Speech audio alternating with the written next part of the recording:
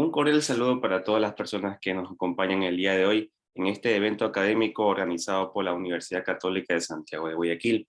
Mi nombre es Javier Cuadros y les doy una calurosa bienvenida a todos los que nos acompañan el día de hoy y en especial a nuestro invitado, el doctor Jorge Mora, quien nos va a hablar acerca de la prueba del hecho electrónico.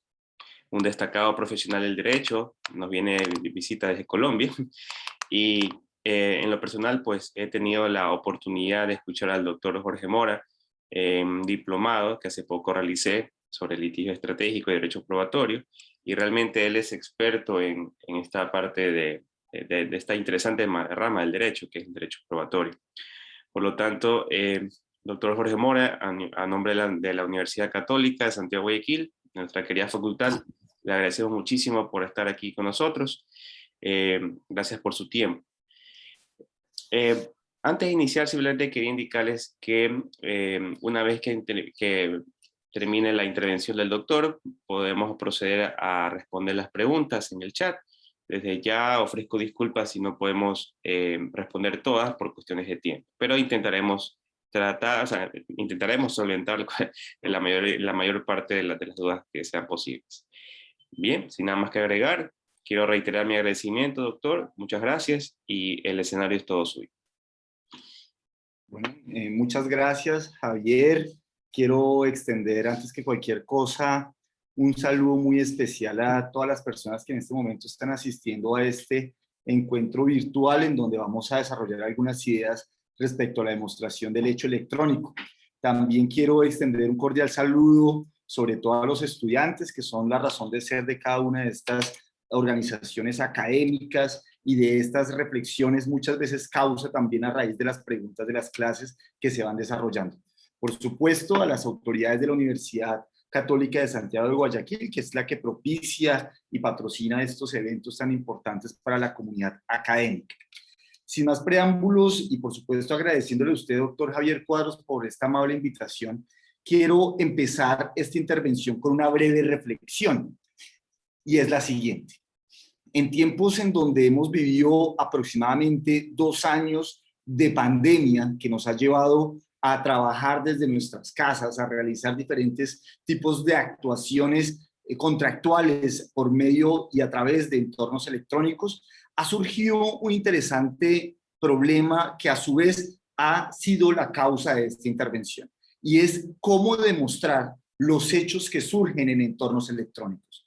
Cómo demostrar incumplimientos, cómo demostrar violaciones a normas sustanciales que habitualmente las teníamos en medios tradicionales, pero que a su vez habitualmente los demostrábamos con los diferentes medios de prueba que se consagraban en los ordenamientos jurídicos como Colombia, Ecuador, entre otros. En ese orden de ideas, la ponencia que ustedes a continuación escucharán estará orientada a responder ese interrogante dirigido a demostrar los hechos que han tenido lugar en los entornos electrónicos. Para efectos de poder desarrollar este interrogante con el cual hemos empezado el día de hoy, me voy a permitir compartir el sumario de esta ponencia que he titulado La prueba del hecho electrónico. Un sumario que está compuesto de 4 momentos y que espero desarrollar en los próximos minutos. En un primer momento es importante que observemos cómo funcionan las plataformas electrónicas en nuestros días, como quiera que sostenemos desde ya que la mejor forma de entender la demostración de los hechos en entornos electrónicos no es otra que entendiendo la forma como manejan o funcionan cada una de las plataformas electrónicas. Por supuesto, en esta intervención no vamos a hacer un análisis detallado a la multiplicidad de plataformas electrónicas, pero vamos a agrupar en géneros algunos tipos de plataformas electrónicas. En un segundo momento de esta intervención me voy a encargar de abordar los medios de prueba que sirven para la demostración de los hechos en entornos electrónicos. Y este segundo momento de la intervención tendrá una premisa fundamental. Los diversos medios de prueba que se consagran habitualmente en la ley son útiles para demostrar los hechos en entornos electrónicos. Y lo decimos desde ya porque desde hace algunos años hemos venido escuchando que los únicos medios de prueba que son útiles para la demostración de hechos electrónicos es lo que se ha venido a llamar el documento electrónico. Lo que defenderemos durante los próximos minutos, en este segundo momento de la intervención, es que además de la prueba documental, existen otros medios de prueba que sirven para demostrar los hechos en entornos electrónicos, lo que implicará, como lo demostraremos, un replanteamiento del uso y función de los diferentes medios de prueba en el proceso judicial. En tercer lugar, en esta intervención vamos a centrar nuestra atención en algunos medios de prueba, sobre todo prueba documental, prueba de pericial, prueba de inspección judicial y prueba por informes consagrada actualmente en el sistema jurídico colombiano, que son medios de prueba que habitualmente pueden ser más útiles para demostrar hechos en entornos electrónicos. Mi intención en este tercer momento de la intervención va a consistir en explicar desde el sistema jurídico colombiano, especialidad de derecho privado, cómo se encuentran regulados estos medios de prueba para la demostración de hechos en entornos electrónicos. La idea es que durante la intervención se generen algunas confrontaciones con el sistema jurídico ecuatoriano. Y finalmente pretendo dar algunas reflexiones a modo de conclusión. Empecemos entonces con el primer aspecto de nuestra intervención. Y miren ustedes que yo manifestaba en un principio que la mejor forma de entender la manera para demostrar los hechos en entornos electrónicos es entender el funcionamiento de plataformas electrónicas. Y miren ustedes que yo quiero que desde ya identifiquemos dos tipos de plataformas electrónicas distintos y un tercer tipo que es el que se nos viene en los años próximos. Un primer tipo, que lo vamos a denominar entornos electrónicos abiertos. Un segundo tipo de plataformas electrónicas, que es las que están gobernando el comercio electrónico en nuestros días, plataformas electrónicas del sector o de la intermediación electrónica, y lo que viene a partir de ahora en adelante, los denominados contratos inteligentes, que también traerán enormes desafíos.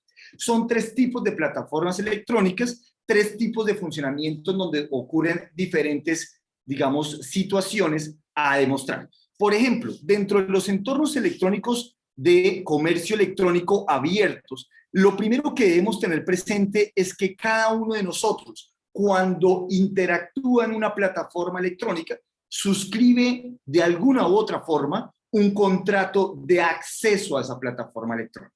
Muchas veces me dicen, ¿y qué es lo que vamos a demostrar ante un posible incumplimiento de una plataforma electrónica? Yo les diría de entrada, las obligaciones suscritas en un contrato de acceso a esa plataforma electrónica. Cuando decidimos celebrar un acto de compraventa entre dos individuos mediado por alguna de estas dos plataformas electrónicas, Mercado Libre o LX, entre otras plataformas electrónicas, cada uno de los usuarios suscribe no solamente un contrato de compraventa con esa persona que va a vendernos el entorno electrónico o con la misma plataforma electrónica, sino también un contrato de acceso a esa plataforma electrónica. Pero a la par de estos entornos electrónicos abiertos, que por cierto se llaman abiertos porque no requieren de un usuario y una contraseña para que los individuos involucren e intervengan en esa plataforma, yo puedo observar de alguna otra forma los productos y servicios que se ofrecen en muchas plataformas electrónicas sin tener mi usuario registrado, y esos son entornos electrónicos abiertos. Pero a la par de estos entornos electrónicos abiertos nos vamos a encontrar con los entornos electrónicos cerrados, en donde aparecen plataformas como Facebook, Instagram, Twitter, Uber, Despegar.com, entre otro cúmulo de plataformas en donde para que usted pueda realizar actos de comercio, comprar, vender, ofertar, usted requiere obligatoriamente de tener un usuario y una contraseña para poder desarrollar actos de compraventa a manera de ejemplo. Y finalmente, los contratos inteligentes que surgen en esta cadena de bloques o tecnología blockchain, en donde justamente se eliminan los intermediarios electrónicos, como lo son Uber, Facebook, Instagram, entre otros, en donde sin duda alguna aparecerán enormes problemáticas a futuro. En el marco de este tipo de plataformas electrónicas, entornos electrónicos cerrados, entornos electrónicos abiertos, plataformas que hacen parte del sector de la tecnología blockchain, más allá de entrar en discusiones tan importantes de si hacen parte del sector de la economía colaborativa o del sector de comercio electrónico, pues desarrollamos cada uno de los conflictos que antes veíamos en la cotidianidad y que hoy vamos a verlos en las plataformas electrónicas. ¿Cuáles pueden llegar a ser entonces, y esta es la pregunta que quiero invitarles en este momento a que todos reflexionemos, cuáles son esos conflictos que pueden surgir en diferentes entornos electrónicos, independientemente si estamos hablando de plataformas del sector del comercio electrónico, plataformas del sector de la economía colaborativa, como lo ha llamado la misma Unión Europea, o las plataformas electrónicas que surgen en modo de tecnología blockchain.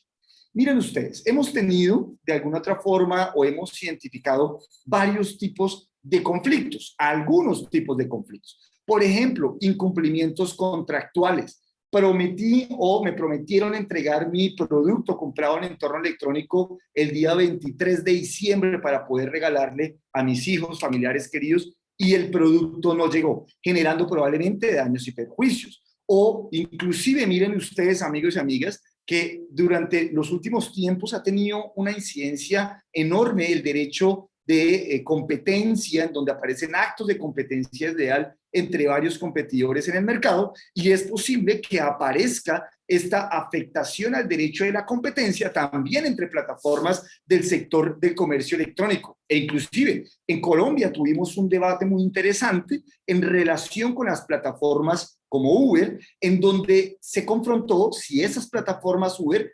afectaban el derecho de la competencia de medios tradicionales de transporte, como lo son taxis. En ese proceso, esencialmente, se buscaba demostrar hechos en entornos electrónicos, si existían trabajadores vinculados a la plataforma Uber, y allí demostrábamos esas relaciones de interdependencia, esa relación de subordinación entre los otros elementos del contrato de trabajo, analizando hechos en entornos electrónicos. Por lo tanto, los conflictos relacionados con derecho a la competencia también son propios de estas discusiones en el derecho de las plataformas electrónicas. Pero además de incumplimientos contractuales, de las múltiples tipos de contratos que se pueden suscribir en entornos electrónicos, de la afectación al derecho a la competencia, también vamos a encontrar una posible afectación de los consumidores que intervienen e interactúan en estos entornos electrónicos. Para todos y todas es bien sabido que los consumidores tienen una protección especial dentro de estos actos jurídicos, por ejemplo, de compraventa, dentro de las prestaciones de servicios, a tal punto que se ha venido a afirmar que es justamente a partir del reconocimiento del consumidor lo que ha generado la transformación del derecho privado. Pues muy bien, en estos centros comerciales electrónicos, como podríamos entender a Mercado Libre, podemos encontrar conflictos relacionados con incumplimientos contractuales, conflictos de afectación de derecho a la competencia y afectación a los consumidores. Por ejemplo, deben establecerse mecanismos para que en esos entornos electrónicos se supla el derecho a la información de los consumidores, se supla los reclamos al ejercicio del derecho a la garantía, todo en entornos electrónicos. Y ante un posible conflicto con un consumidor, pues las pruebas estarán orientadas a la demostración de esos hechos electrónicos. ¿Cuáles hechos? El hecho de que se le haya enviado por el proveedor o productor la información correspondiente a ese consumidor. El hecho de que se le haya enviado esa información advirtiéndolo de un daño o perjuicio que pudo haber recibido como consecuencia del funcionamiento de ese producto defectuoso, entre otras circunstancias. Pero miren ustedes que en los entornos electrónicos, y esto es algo muy importante porque es importante que reflexionemos que esto no solamente se concentra en el ámbito del derecho privado, sino que la demostración de los hechos en entornos electrónicos resulta importante también para el derecho penal.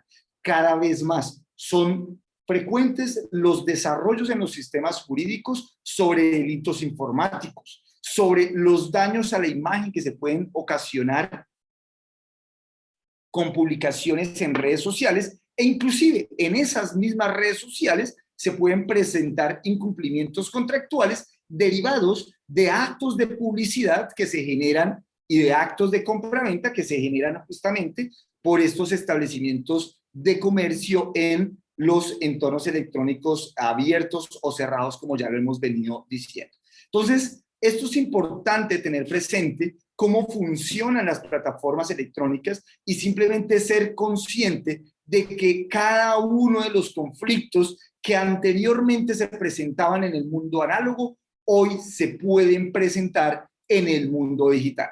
Y surgen maravillosas preguntas, no solamente desde el marco del derecho probatorio orientado a demostrar estos hechos en entornos electrónicos, sino que surgen interesantes preguntas que en algún momento la profesora Teresa Rodríguez de las Heras, profesora de comercio electrónico en la Universidad Carlos III de Madrid, nos introducía en una de sus clases. Nos invitaba a reflexionar sobre lo siguiente: ¿será que el sistema jurídico nacional de nuestros estados, el de Colombia, el de Ecuador, el de Perú, es un sistema jurídico que responde a las acciones que tienen lugar en los entornos electrónicos? Y lo digo porque, por ejemplo, en Colombia, ustedes podrían hacer su reflexión en el sistema jurídico ecuatoriano. El Código Civil colombiano es un código que se escribió por don Andrés Bello hace más de 2 siglos, o 1 siglo y algo más. El Código de Comercio se escribió hace más de 50 años. Son codificaciones que han sido escritas pensando en ese mundo análogo, en ese mundo que pensábamos y sentíamos por cada uno de nuestros sentidos. Hoy los entornos electrónicos se desarrollan bajo unas reglas y premisas totalmente diferentes, con reglas de conducta que se imponen las mismas plataformas electrónicas, entre otro tipo de acciones que tienen lugar en los entornos electrónicos. Por lo tanto, este mensaje que quiero dar en este momento de la intervención está orientado no solamente a que identifiquemos que en el mundo digital tiene lugar también cada una de las acciones que se desarrollaban en el mundo análogo, sino que también nos pensemos en la forma como se están regulando estas diferentes actuaciones en el mundo digital. Es importante desde ya que nos pensemos en una reforma a nuestras normas sustanciales orientadas justamente a regular, o por qué no, corregular con las mismas plataformas electrónicas las diferentes acciones que tienen lugar en los entornos electrónicos. Y este, digamos, elemento o mensaje nos lleva automáticamente a pensar en la pregunta que nos va a ocupar los próximos minutos, y es, bueno, Jorge, ¿cómo vamos a demostrar la existencia de esos hechos en entornos electrónicos? Miren ustedes que en Colombia tenemos un artículo que es el artículo 165 del Código General del Proceso, que desarrolla los diferentes medios de prueba. Pero antes de analizar los diferentes medios de prueba, en donde la invitación es hacer una confrontación con el sistema jurídico ecuatoriano, es que reflexionemos sobre 2 conceptos muy importantes que tienen lugar desde la teoría general del derecho probatorio.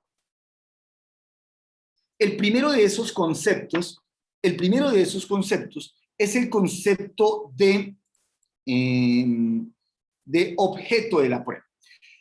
Cuando uno lee tratadistas, digamos, muy reconocidos en derecho probatorio, estos tratadistas, profesor Jairo Parra Quijano, a manera de ejemplo en Colombia, desarrollan que el objeto de la prueba pueden ser, por ejemplo, los hechos de la naturaleza, pueden ser, por ejemplo, para demostrar, por ejemplo, una situación de fuerza mayor o caso fortuito, eso es un hecho de la naturaleza, puede ser, por ejemplo, un acto jurídico, un contrato que se desarrolló de forma vivencial, o inclusive, algo muy interesante en algún momento, el hecho psíquico.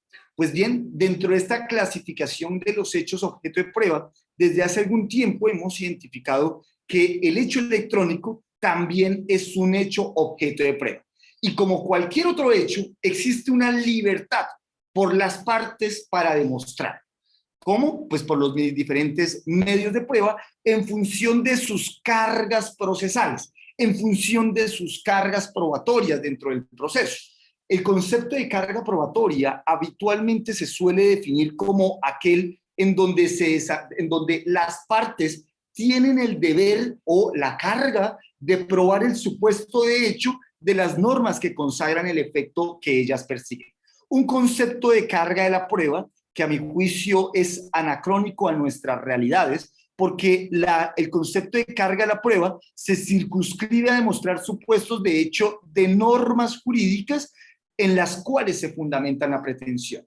Lo que decimos a partir de estas reflexiones es que hoy día entendiendo que el mundo de las plataformas electrónicas es un mundo que no se encuentra regulado por normas jurídicas y que justamente eso ha generado bastante inseguridad normativa, pues vamos a sostener que no solamente se demuestran normas duras, hard law, sino también normas de soft law. Y eso es muy importante porque actualmente dentro de la contratación electrónica tienen lugar prácticas de alguna otra forma orientadas por modelos de conducta, códigos de conducta, que plantean también normas y principios orientadores de la contratación que se convierten en cargas probatorias. Esto es muy importante, amigos y amigas, porque de nada me sirve a mí decir que voy a demostrar hechos en entornos electrónicos. El hecho siempre debe corresponder a un supuesto fáctico de la norma jurídica. Habitualmente se nos dice, las normas jurídicas están compuestas de un supuesto de hecho que da lugar a una consecuencia jurídica.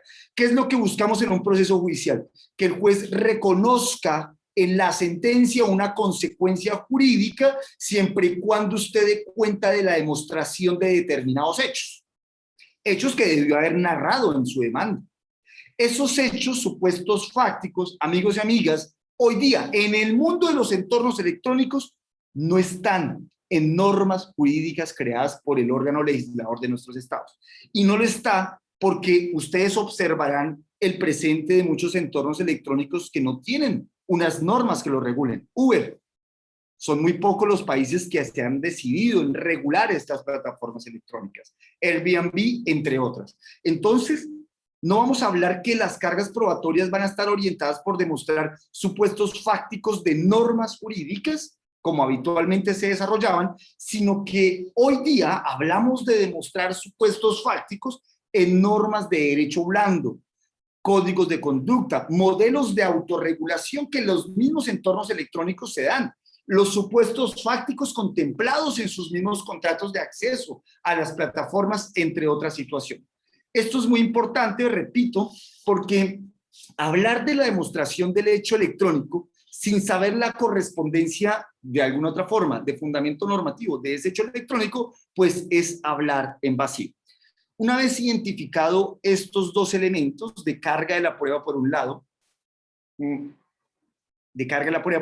y de objeto de la prueba, todo esto relacionado con el tema de la prueba, analicemos ahora sí los medios de prueba que, por ejemplo, en Colombia se tienen consagrados para que hagamos un ejercicio de confrontación muy interesante. El artículo 165, cuando ustedes vean la referencia CGP, hace referencia a Código General del Proceso, un código que tiene lugar desde el año 2012 y que entró en vigencia desde hace un poco más de años en Colombia. Pues en este artículo se consagró lo que denominamos una cláusula denominada de medios de prueba, porque en el primero de los incisos se consagran 9 medios de prueba, pero durante el final de ese primer inciso del artículo 165 se dijo que además de esos 9 medios de prueba, existen otros medios probatorios que pueden resultar ser útiles para la formación del convencimiento del juez. Lo que quiso el legislador colombiano, siguiendo tendencias de otras codificaciones a nivel mundial, es señalar reglas de solicitud, decreto, práctica y valoración de 9 medios probatorios. Pero eso no significa que las partes no puedan utilizar otros medios probatorios que eventualmente no están contemplados dentro del sistema jurídico colombiano.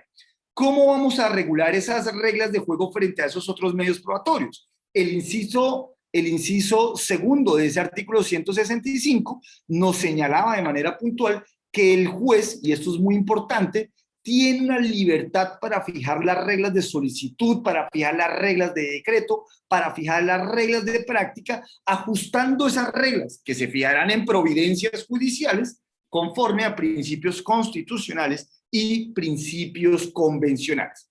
Por lo tanto, ¿qué quiero que tengamos presente? A pesar de que existen regulados en Colombia y seguramente en Ecuador algunos medios de prueba con unas reglas muy estructuradas de solicitud, decreto, práctica y valoración, contradicción de los medios de prueba, pues no es menos cierto que podemos advertir que desde ya existe un sistema de libre mecanismos probatorios para demostrar los hechos en entornos electrónicos. Vamos a hacer énfasis en algunas reglas de juego consagradas para los diferentes medios de prueba en Colombia. ¿Y por qué me interesa hacer reflexión sobre, por lo menos, estos 9 medios de prueba que se desarrollan en el sistema jurídico colombiano, cada uno con unas reglas de solicitud, con unas reglas de controversia e inclusive de valoración y práctica distintas?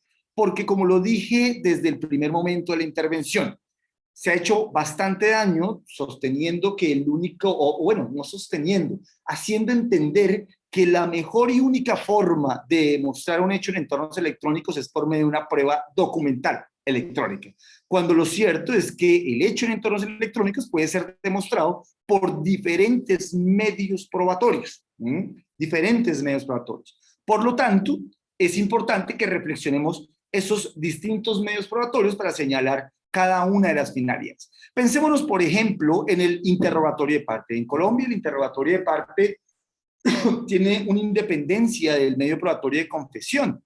Y miren ustedes que qué mejor forma que por medio de un interrogatorio de parte en donde se le diga o se le interroga a un representante legal de una plataforma electrónica sobre el funcionamiento de su plataforma para poder demostrar, por ejemplo, que habitualmente una plataforma electrónica no envía o no informa correctamente a un consumidor.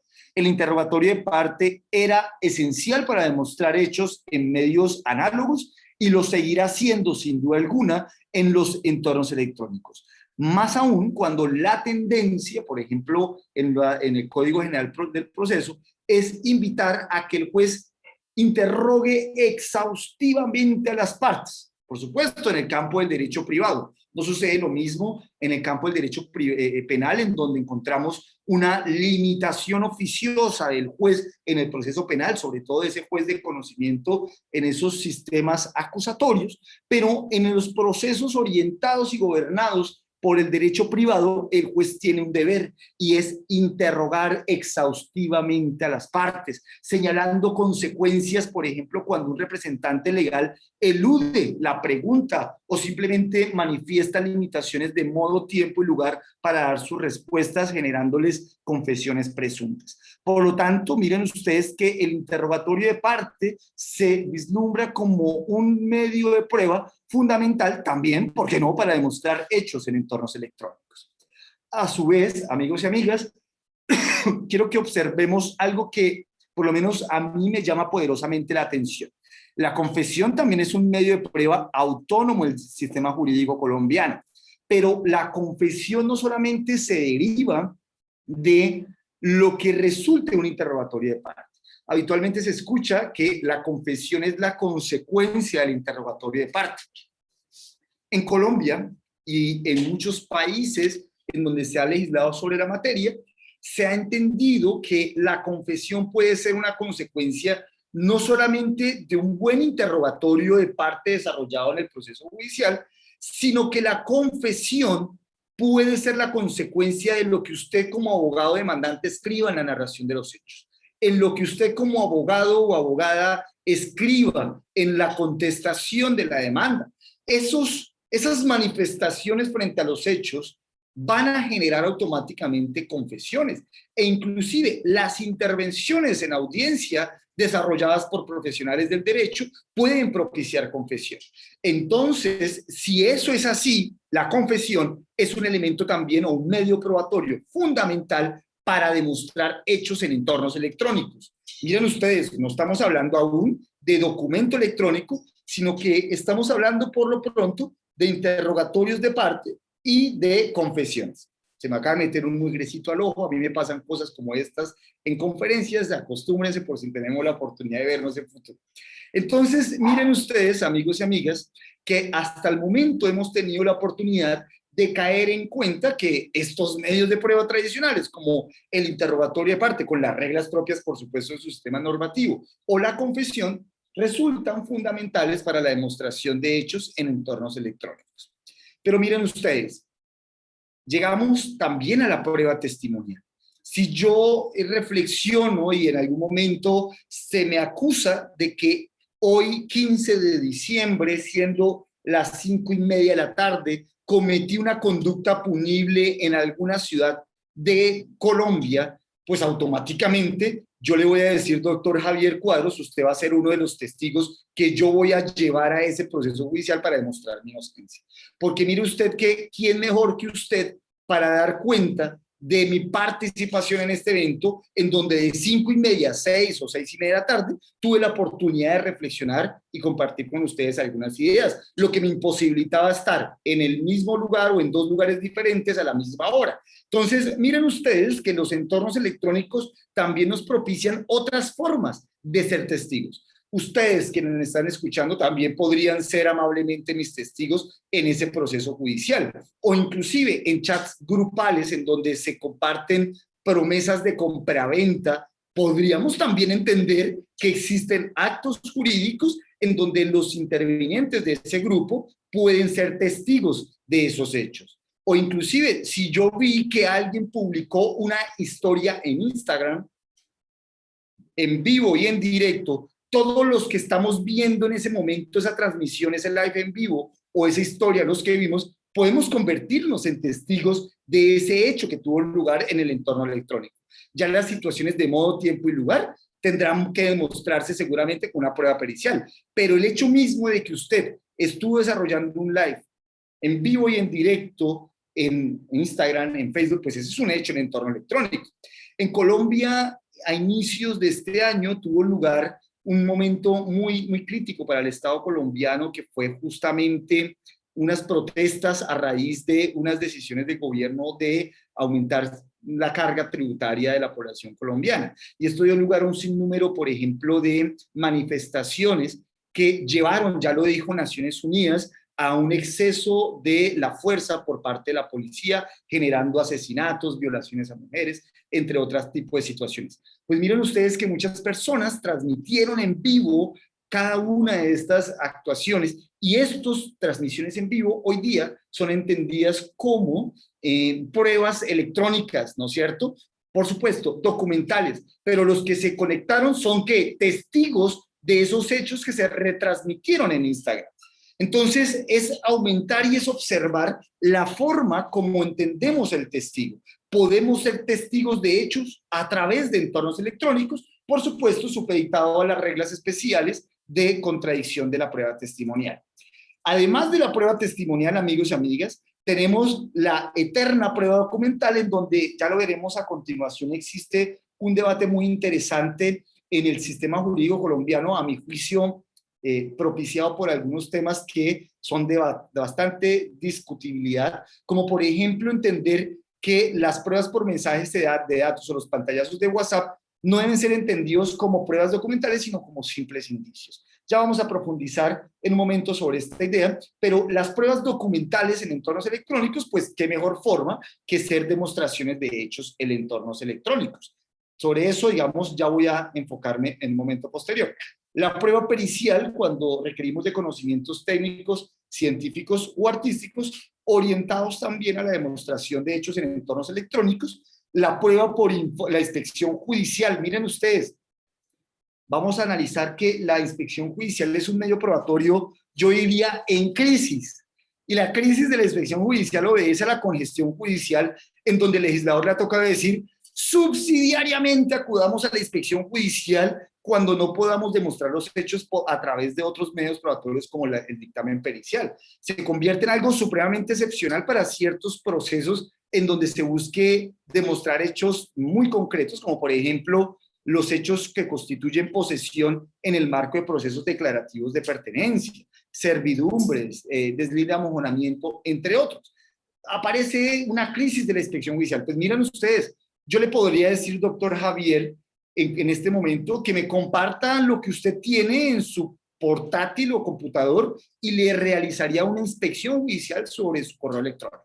¿Y yo qué estaría haciendo? Una inspección judicial. Hay que replantear el concepto de inspección judicial también para la demostración de hechos en entornos electrónicos. Ahora bien, no solamente entenderla como el desplazamiento de un lugar a otro por parte del juez, sino también como la forma como el juez puede navegar en páginas web del demandado, del demandante, correos electrónicos y demostrar así hechos en entornos electrónicos. La prueba por informes, que es un medio probatorio que se consagró en el Código Penal del Proceso. Ya vamos a hablar cuál es la finalidad de este medio probatorio, que también nos sirve para demostrar hechos en entornos electrónicos, el indicio, si es que entendemos que es un medio de prueba autónomo, por supuesto conocemos las discusiones al respecto, y el juramento estimatorio, que yo lo coloco en negrilla porque considero que de los 9 medios de prueba, por lo menos consagrados en el sistema jurídico colombiano, es el único que no me sirve para demostrar hechos en entornos electrónicos. El artículo 206 del Código General del Proceso en Colombia señala que cuando el demandante o demandado o cualquier otra parte dentro del proceso tenga una pretensión orientada a demostrar una indemnización o solicite unos frutos o el reconocimiento de unas mejoras, deberá estimar el valor de dicha estimación, deberá estimar el valor de dichos frutos o el valor de dichas mejoras a través de un juramento estimatorio. Muy cuestionable entenderlo como un medio de prueba, ¿no es cierto? Pero bueno, de todos los medios de prueba que por lo menos están consagrados en la ley, el único que aparentemente no va orientado a la demostración de un hecho electrónico es este juramento estimatorio. Entonces vamos a concentrar para ajustarnos al tiempo que amablemente se nos han concedido en determinar cómo aportar, solicitar o controvertir un medio de prueba orientado a demostrar un hecho electrónico desde la experiencia colombiana. Y voy a tener algunos medios de prueba, no todos. Ya vimos que de esta lista todos nos pueden ser útiles, salvo el juramento estimatorio, para demostrar hechos en entornos electrónicos. Pero me voy a concentrar simplemente en la prueba documental, en la prueba pericial, en la inspección judicial y en la prueba por informes a partir de este momento. Frente a la prueba documental, tuvo lugar una sentencia proferida por la Corte Constitucional en una sentencia de tutela, lo que en otros países se denomina amparo, 043 del año 2020, en donde se le dio a los pantallazos de WhatsApp el rol de prueba indiciaria. Y esto es algo que quiero confrontar en función de 2 artículos que se consagran en el Código General del Proceso. En el artículo 245, entendiendo que el legislador colombiano no generó una desligación de los documentos por mensaje de datos a la prueba documental, sino que dijo los mensajes de datos son una modalidad de la prueba documental, es decir, no existe un medio probatorio documental electrónico que bien podría plantearse como muchos tratadistas lo han defendido hasta este momento, pero en Colombia no se desligó la prueba documental de la mensaje de datos, es una modalidad más.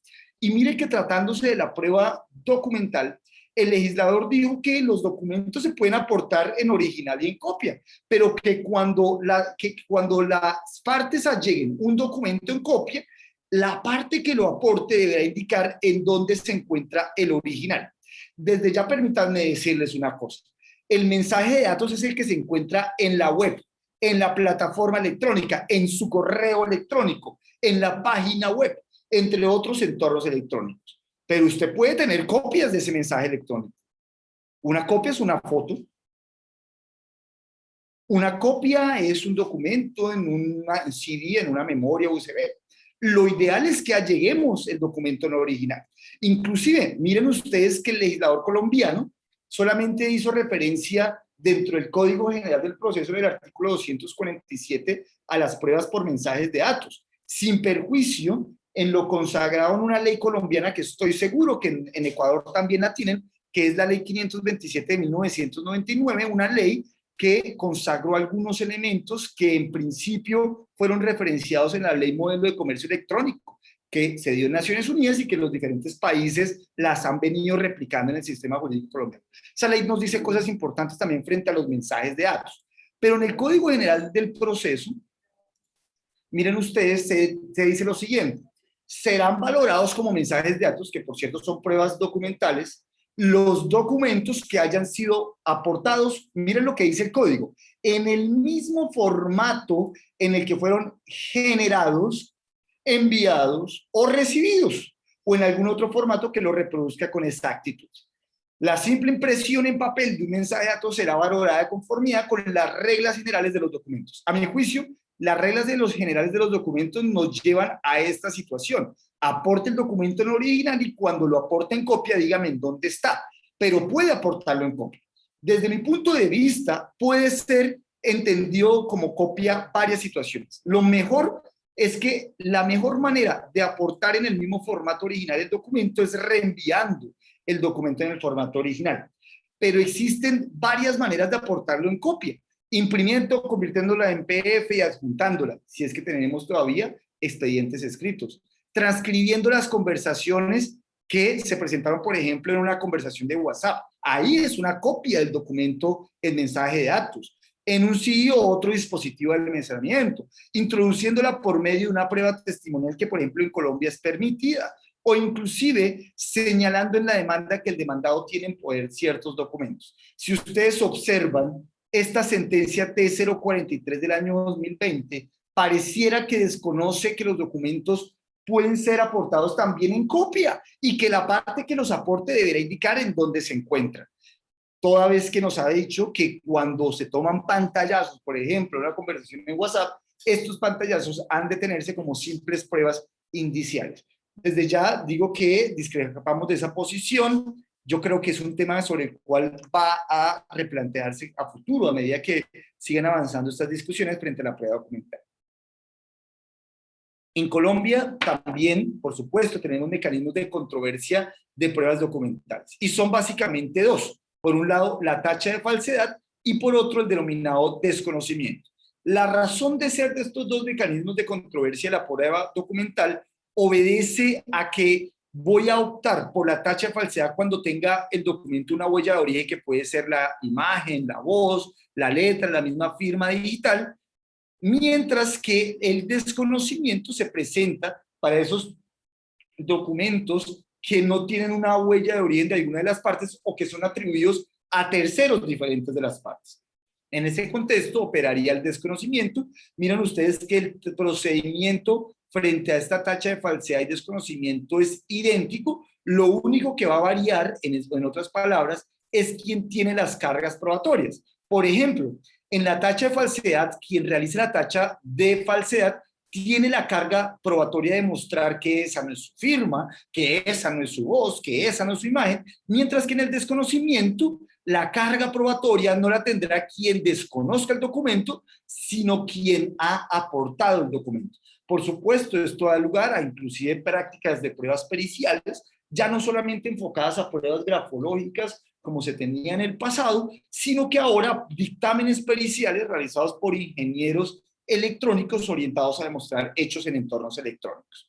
A su vez, es importante que tengamos presente la prueba pericial tan importante en el marco de este sistema jurídico, aclarando desde ya que no existe una tarifa legal, por lo menos en Colombia, que obligue a las partes a probar, a aportar la prueba por mensaje de datos a través de un dictamen pericial. Es decir, como que si te admitimos tu mensaje de datos siempre y cuando venga soportada por un dictamen pericial que nos dé fiabilidad. No, no, no. El dictamen pericial aparecerá cuando eventualmente se tache de falso un documento o cuando necesitemos demostrar hechos en entornos electrónicos que han tenido lugar un día, un modo y de una manera específica.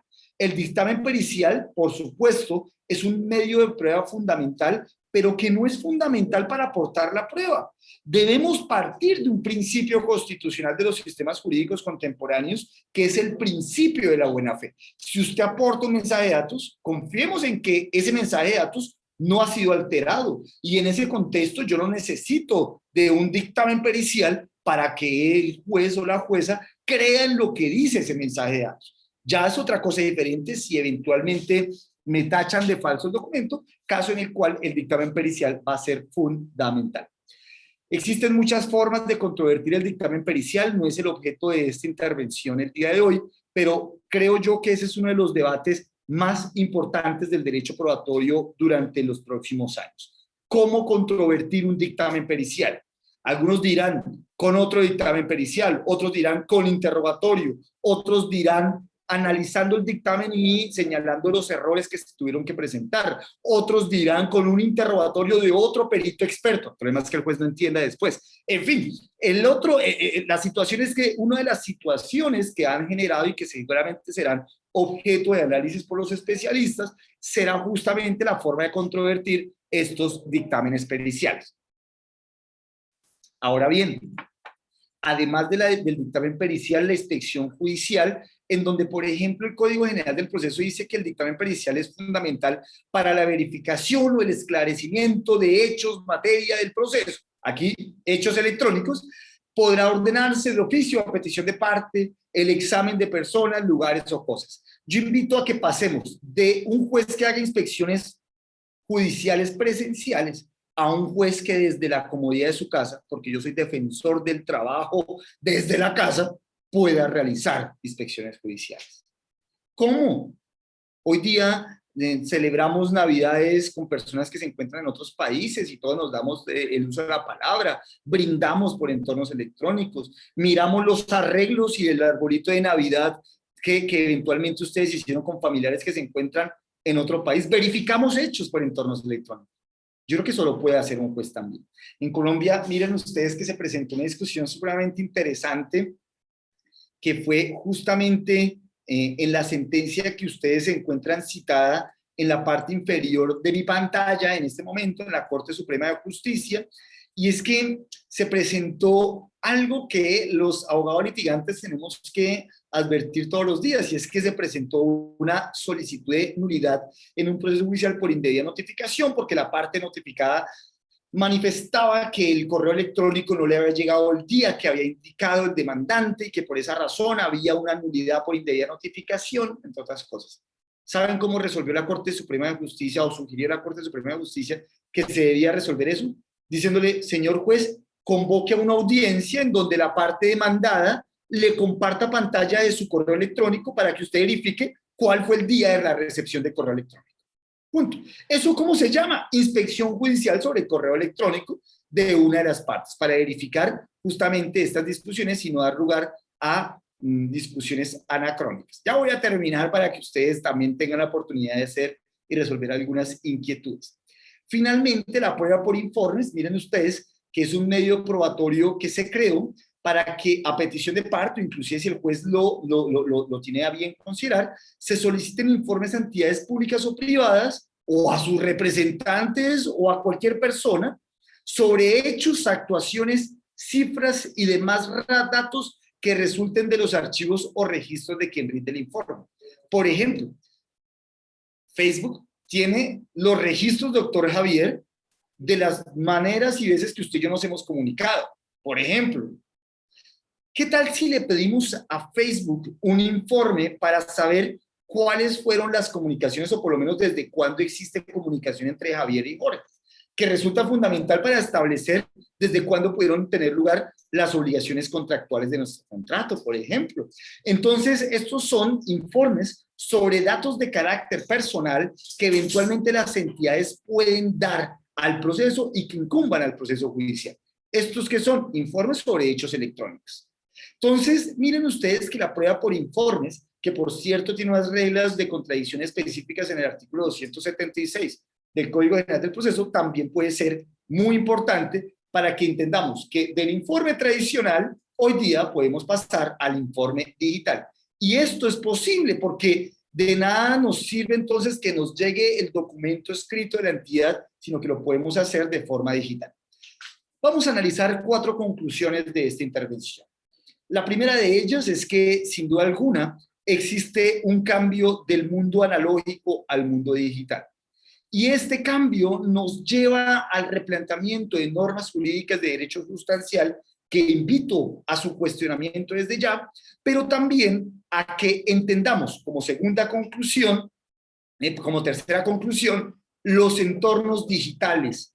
¿Qué mejor manera que entender los entornos electrónicos para saber cuál es el medio probatorio pertinente para la demostración del hecho? En derecho probatorio se nos habla mucho de la pertinencia del medio de prueba. Y es que no todo medio de prueba es pertinente para la demostración de un hecho. Muchas veces hay medios de prueba impertinentes, ¿no? O inconducentes. Hablemos mejor de inconducencia. Y en ese contexto, pues justamente entendiendo el funcionamiento de los entornos electrónicos, podemos entender también cuál es el mejor medio de prueba para la demostración del hecho en entorno electrónico. Y finalmente, quiero invitarles no solamente a que reflexionemos sobre la necesidad de actualizar nuestras normas jurídicas, tanto de orden sustancial como de orden procesal, sino que también que llenemos esos vacíos normativos que todos los días nos van a surgir con ocasión de este mundo de las tecnologías de la información y comunicación, con principios constitucionales y convencionales que justamente garantizan derecho de defensa, derecho de contradicción, derecho a probar, entre otros múltiples derechos fundamentales de las partes en el juicio. Muchísimas gracias, doctor Javier, por los minutos otorgados y estoy atento a resolver las inquietudes que hayan dado lugar durante mi intervención. Muchísimas gracias, doctor Jorge Mora. Excelente su intervención. Solo primero quería indicarle algo. En nuestro país, las normas que hacen referencia, al menos en una forma directa o indirecta, la prueba electrónica o el uso de las tecnologías, tenemos la ley de comercio electrónico, firma electrónica y mensaje de datos. Es una ley que ya tiene bastante tiempo de vigencia. Tenemos también nuestro reciente Código de Comercio que regula los contratos electrónicos, perdón, los contratos inteligentes. Es un artículo que básicamente define lo que es el contrato inteligente y el régimen de responsabilidad de los creadores del programa en caso de incumplimiento o algún tipo de perjuicio que podría ocasionar a las partes. Y nuestro Código Orgánico General del Proceso, que habla sobre las pruebas digitales, indicando pues que tiene la misma validez que las pruebas físicas y que el juez debe que valorarlas. Pero de ahí no hay realmente una regulación, digamos, extensiva sobre la prueba electrónica. Y de hecho hay bastante desconocimiento. Más que desconocimiento, es como un temor, ¿saben? Porque cuando a los jueces les toca resolver algo, como que les da miedo en verificar algo. Y de hecho quería hacerle yo una pregunta aprovechando el tema, porque una vez yo tuve la oportunidad de presenciar como evaluador académico a jueces, y la parte procesal había juntado un mensaje de WhatsApp para demostrar que hubo un acoso sexual. Y los jueces estaban como que temerosos porque no sabían si permitir la validez del mensaje de texto, porque la otra parte alegó porque se estaba vulnerando el derecho a la intimidad por haber revelado esos mensajes de texto. Entonces, y aquí va mi primera pregunta para complementar, doctor. ¿Qué debe hacer el juez ante un caso en que, teniendo la prueba electrónica en su disposición, pueda verificar o alguna eventual transgresión a otros derechos, como es el derecho a la intimidad o a la protección de datos personales? Bueno, doctor Javier, esta es una pregunta maravillosa que nos da lugar a otra hora de conferencia. No, mentiras. No, mentiras.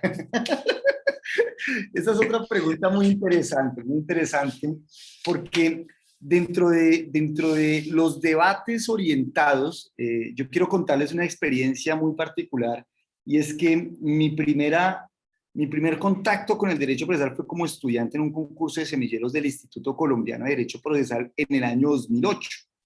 Y en el año 2008 el tema del concurso, en donde quiero invitar a los estudiantes y profesores que nos están escuchando a que se vinculen al concurso del año 2022, que tendrá como tema central justamente el tema orientado a principios constitucionales en el proceso judicial. Pues el tema del año 2018 fue el documento electrónico y su incidencia en el derecho a la intimidad. Miren usted, desde el 2008, esa pregunta que usted me invita a reflexionar fue objeto de análisis como estudiante en aquel entonces. Y miren ustedes que cuando se habla de prueba ilícita, se habla de una prueba que viole derechos fundamentales. Partamos de eso. Pero resulta que a raíz de este concepto han aparecido un cúmulo de excepciones, ¿no? Entonces aparece, por ejemplo, excepciones derivadas a situaciones concretas. Les voy a dar algunas que pueden dar lugar en la práctica. ¿Es ilícita, hago la pregunta, una prueba electrónica, para ponerlo al debate en nuestro presente, que se obtenga de un computador electrónico que fue entregada por un empleador a su empleado, teniendo presente que el empleador ingresó a ese computador que es de su propiedad y que entregó a su empleado? ¿Sabe qué ha dicho la Corte Suprema de Justicia?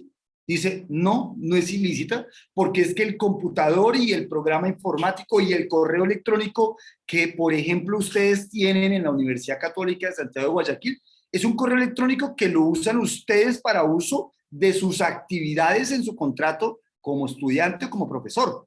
Pero si usted lo usa para datos personales, es usted que está irrespetando ese contrato. No hay violación al derecho a la intimidad. ¿Será que existe violación al derecho a la intimidad, doctor Javier, cuando voy a terminar esta conferencia, publico nuestra conversación en WhatsApp y todo el mundo se entera de nuestra conversación? Pues mire usted que como yo intervengo en la conversación y además estoy orientado a demostrar un hecho en un entorno electrónico ante un juez, pues yo mismo estoy cediendo esta, digamos, mi posición a la intimidad. Además existe un elemento muy importante que es la ponderación judicial. Existe la intimidad, pero de otro lado existen otros derechos. El derecho de acceso a la administración de justicia, el derecho a la verdad, el derecho, por ejemplo, que tiene una mujer que ha sido agredida de acoso sexual en el ejemplo que usted coloca. Es un ejemplo que colocamos aquí a raíz de ponderación judicial. El derecho probatorio en nuestros tiempos no está simplemente en decir admito o no admito la prueba porque la considero ilícita, y más cuando se trata de derechos fundamentales. Invita al juez a un ejercicio argumentativo de ponderación judicial, a un ejercicio del juez de mirar el contexto en el que se produce el medio probatorio, porque no podemos dar una forma única y mágica de decir no admitimos las pruebas de esta forma o de aquella forma, sino que cada medio de prueba debe tener un contexto y debe tener derechos humanos enfrentados que dan lugar a ponderación judicial. Y para no hablar de Robert Alessio, sino si me gasto la hora. Listo, doctor. Tengo una pregunta por interno que me han hecho a mi celular. El estudiante José Alfonso de nuestra querida facultad nos pregunta lo siguiente. Doctor Jorge Mora, para poder incorporar una prueba electrónica siempre será necesario que haya sido realizado por un perito experto en informática, tomando en cuenta en que en nuestro país la contraparte suele impugnar esa prueba electrónica porque no tiene la pericia, entre comillas, de un perito informático. Gracias. Bueno, mira, yo creo que el tema de la necesidad o no de acreditar un documento por mensaje de datos con prueba pericial, eso, en primer lugar, eso es un tema de autonomía del legislador. ¿Listo? Es decir, cada país puede establecerlo de forma diferente. Habrá países que dicen, aquí en Costa Rica, no significa que en Costa Rica lo permite. Alguien dirá, en Costa Rica sí, en Ecuador no, en Colombia no, en Perú sí. Es decir, es un tema de autonomía del legislador. Entonces, lo primero que tendría que decir es eso. Frente a lo que yo sostengo respecto a la necesidad de incorporarlo por medio de prueba pericial, no es necesario, porque si hay un elemento común de los sistemas jurídicos contemporáneos es el principio de buena fe. Y decirle a la parte que usted tiene que acreditar lo dicho en un mensaje de datos con una prueba pericial, eso es que el legislador parte de la mala fe de la parte. O desconfíe de todo aquel que quiera demostrar un hecho en entornos electrónicos. Desconfío tanto, presumo su mala fe, que tengo que decirle que lo aporte por un dictamen pericial. Entonces, a partir de este principio de la buena fe, consideramos que es incorrecto sostener que se tenga que acreditar por medio de un dictamen pericial. Ahora, ventajas, porque también hay que decirlo. ¿Cuál es la ventaja de que yo aporte un mensaje de datos con una prueba pericial, que es potestativo? Pues limito las posibilidades para tachar de falso ese documento. Limito las posibilidades para desconocerlo. Pero una cosa es como estrategia dentro del proceso y otra cosa es que me obliguen a aportar un dictamen pericial de forma concurrente con en la prueba por mensaje de datos. Son dos cosas diferentes. Listo, doctor. Y la última pregunta, ya para culminar, también me hicieron por interno, la estudiante Angie Herrera, de nuestra facultad también, nos pregunta lo siguiente. Cuando un notario realiza una materialización de un correo electrónico, está realizando una constatación de un hecho electrónico. No sé si quiere que sí, no sé si le repita la pregunta. ¿No? Sí, por favor, por favor. Sí, la pregunta es la siguiente. Cuando un notario realiza una materialización de un correo electrónico, está realizando una constatación de un hecho electrónico. Pues sí, básicamente los notarios que hacen, dar fe pública, ¿no? De lo que ven, de lo que escuchan, y probablemente un notario podría dar constatación de lo que está viendo en un documento electrónico. Pero miren una cosa, los notarios cuando tienen lugar a ese tipo de situaciones, lo que constituyen son pruebas sumarias, es decir, pruebas que aún no han sido controvertidas. El acto de controversia va a tener lugar en el marco del proceso judicial. Por supuesto puede constatar como notario, yo estoy viendo que en su celular hay un mensaje de WhatsApp hoy, 15 de diciembre, para efectos de utilizarlo en un futuro proceso judicial. Y el mensaje dice lo siguiente, ¿cierto? Y eso puede ser utilizado, pero es una prueba sumaria, es una prueba que aún no ha sido controvertida y yo al juicio no voy a llevar lo que me dice el notario, sino tengo que llevar es el mensaje de datos, porque lo que me dice el notario da cuenta de lo que vio en el mensaje de datos. Y todo medio de prueba necesita ser controvertido. Si yo no aporto el original, ¿cómo voy a controvertir esa prueba por mensaje de datos? Mira, doctor Javier, que hay una situación muy importante. Cuando se aportan copias del documento por mensaje de datos, que ya dijimos en la conferencia cuáles pueden llegar a ser esas copias, si yo no tengo el original, puedo perder la oportunidad de mostrar el hecho. Así de sencillo, porque si yo tengo la copia y yo, por ejemplo, como contraparte en Colombia digo, me aportaste un documento en copia, te solicito la exhibición del documento y no se tiene el original, el juez no puede fundamentar el fallo porque no hubo exhibición del documento original, ¿cierto? Lo mismo podría suceder automáticamente con este tipo de situaciones ante notarios que al final dan fe pública. Listo. Y solamente quería complementar algo para los que nos están escuchando. Hay que también tomar en cuenta algo muy importante. El notario no es que realiza una valoración del contenido del mensaje. O sea, el notario no puede decir, a ver, de aquí puedo aseverar que efectivamente hubo un despido testigo que ha sufrido esta persona, para lo cual podrá realizarlo para los fines pertinentes. El notario no hace eso. O sea, el notario lo único que hace es realmente es ver, bueno, lo que está en la pantalla es lo que está aquí en el documento físico. Doy fe pública, tome, interesado, vaya, utilícelo como usted quiera. Pero no es que el notario realiza una especie de valoración de la prueba documental y con eso ya es la prueba madre y ya se va a demostrar lo que se pretenda demostrar. Eso sí sería como complementar para que tengan en cuenta que, porque he visto mucho de ese error en la práctica, al menos aquí en el Ecuador, y es bueno que se sepa esa diferencia, ¿no? Bien, doctor. Bueno, pues nada más que agregar. A nombre de nuestra querida facultad, queremos agradecerle por su tiempo y disposición y esperemos que no sea la última vez que nos acompañe, sino ya futuras ocasiones nos podrá acompañar. Y quién sabe, quizá nos podamos hasta ver ya cuando ya termine esta situación de la pandemia. Muchas gracias, doctor. Sí. No, gracias a usted, Javier. Yo también espero acompañarlos en una próxima ocasión, ojalá presencial, no mentiras. Muchas gracias y que estén muy Listo. bien. Gracias Bueno, a todos. Que tengan buenas hasta luego. noches. Un saludo. Muchísimas gracias a todos. Hasta luego. Hasta luego.